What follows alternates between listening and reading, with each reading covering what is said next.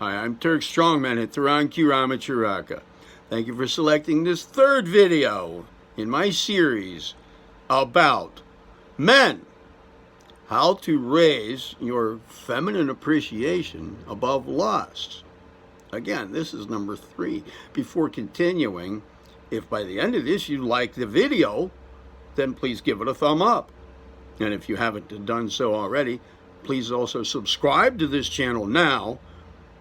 Activate the notification bell, share the joy of the channel with others, and comment if you like.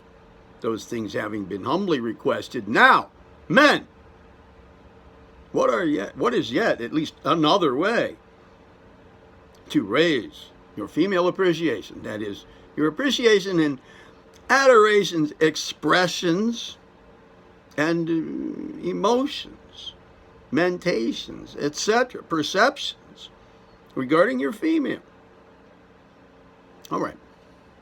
Above lust. All right. We're going to go from here. In number 1, we delineated recreational from procreational sex in regards to nature. All right. And we set out, what was it? The heart mood. I directed you to practice the heart mood as it is described and explained in my video regarding the heart mood, currently called The Heart Mood, Here's How. And in the next video, I can't remember it all. Oh yeah, I talked about appreciation for the beautiful, with regards to all of those characteristics about the woman in your life, they're lust creating desires in you to appreciate seeing the beautiful, going for the beautiful, regarding all that it means to be female. Okay, so let's go from there. A somewhat well-known historical figure along the Swami monk side of Indian peoples. I believe it was a Swami Lahiri Mahasaya, who was an example, stood as an excellent example of monkhood, guruhood, swamihood, men. He was also a householder. He was a perfect, like a divine demonstration of the fact that you don't have to be a recluse meditating in a cave high in the Himalayas in order to be a yogi. He was a householder too. All right. And I believe it was he who said, the last thing that we're drawn back into another incarnation, the last stronghold that stands as a cause of reincarnation is sex. Yeah. Does this refer to a shortcoming in personal involvement and movement toward true selfhood, self-mastery? Yeah, maybe. It refers more to operations of nature. Propagation of the species comes number 1. There's self-preservation and there's propagation of the species. Okay. An incarnate human, if that makes sense, and a non-incarnate human, an incarnate human, if that makes sense, okay? Well, self-preservation, as we think of it, is not happening. It's not valid at the moment. It's a non-entity at the moment.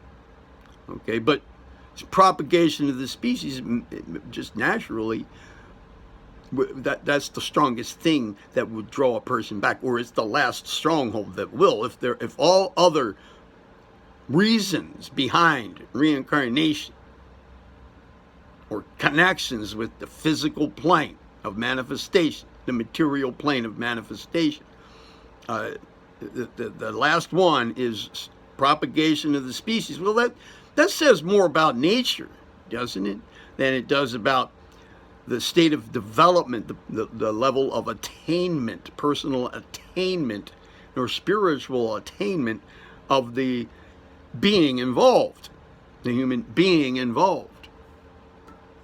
All right, well, so what to do?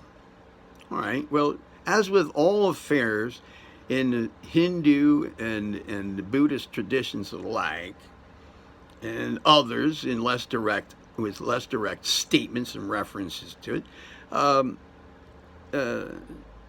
where was I?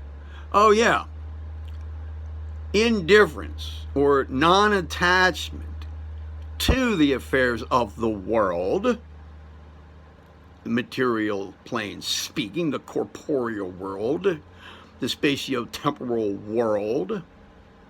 Non-attachment to its affairs is at the root of spiritual practice.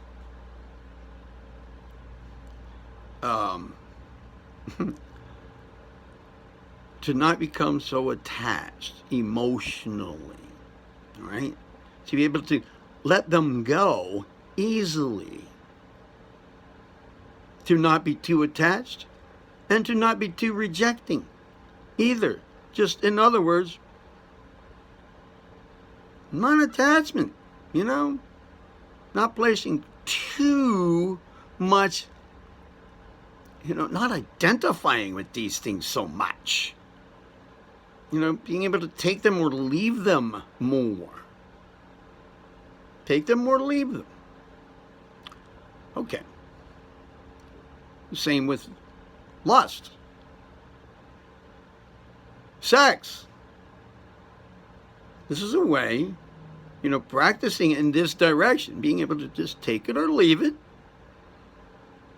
In the last video, or the first video, I used my wife and I as an example, indicating that we don't have sex, really. But, we both are of the mind that if sex occurs for us, not so much that, no, but as in, let's say, with us personally, too much information for you? No. Perfect example of what I'm getting at. Yes. If I happen to, or we happen to sexually touch each other, or anything beyond that is to occur, just the idea of it, we could take it, yeah. It's not going to be rejected. No. No, and it's not. Never is. If such occurs. Fondling, whatever, caressing, anything along these lines, okay? We could take it, yeah. Not reject it. Or leave it, and we largely leave it. Almost entirely leave it. Because we don't place a lot of importance on it. We understand its importance and its significance, yes. And in that understanding, we don't get too attached to it. In fact, as part of that understanding, there is a level of understanding of affairs in which the idea or the concept or, the corresponding non-attachment is right there. That does root in a level of understanding of affairs. Okay, so don't become too attached to it. I know for a young man and also for young women, we're especially talking about young men here, that non-attachment, that decreased awareness, a conscious decrease in attachment to it, that these may be difficult to achieve, but it's something to strive for.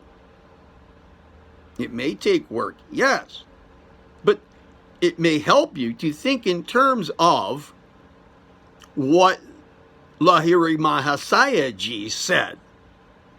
The final battle with respect to causes of reincarnation, the final battle in a person's attainment, is, or movement beyond earthly reincarnation, corporeal incarnation, right? Reincarnation itself is sex. So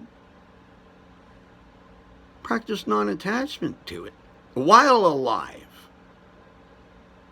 That this is another way, a side benefit of that would be, stands as an answer to the question posed here. How can men, young men especially, raise their appreciation for the female in their life, the woman in their life, or women in general, above the level of lust? Well, all right. Don't get too attached. Don't try to become less attached. Become more indifferent to all that the lust is geared toward, or to the lust itself. Accept it. It is okay to feel the frustration or the desire and the will around or behind lust and still be okay with it. I mean, how much release or relief from the frustration, sexual frustration, really is acquired when engaging in plentiful recreational sex. It seems to never end. So at any point where it's just cut off and, a matter of indifference, an attitude of indifference toward it, wherever that happens, it's doable and it's okay. I mean, where's the line anyway? So create your own. Create your own. Make it so that it's not such an obsession and compulsion in life, by accepting that it's okay to become less attached to it, regardless of the hormones. Hormones are going to be there anyway. In fact, this may be a way to, over the long run, decrease that frustration and decrease the hormonal state of affairs, or be ready, to go along at all your levels when your hormonal activities do slow down, just with a greater age, chronologically. It'll happen to some extent or another with everybody. So you can evolve along with it. Just the point here is, again, another way to make sure that your appreciation for and adoration expressions to females and where in what they root inside of you, deeper inside of you, those expressions, above the level of just lust. Okay, but again, non-attachment for its own purposes, and then this becomes a benefit of that. It's a matter of another method here that kind of like has other purposes too. So you can take your attention away from this side benefit that you want. Take your attention away from that. All right, place it on something else. Okay? What Lahiri Mahasaya was getting at, for example. The reason he was saying that. As a householder yogi, a Swami monk. All right. Now, if you liked the video, please give it a thumb up. And, remember all of that. And I thank you again for selecting this third video in the series. And I guess that's it. So, you heard it here on Taranki Ramacharaka. I'm Turk Strongman. Be well.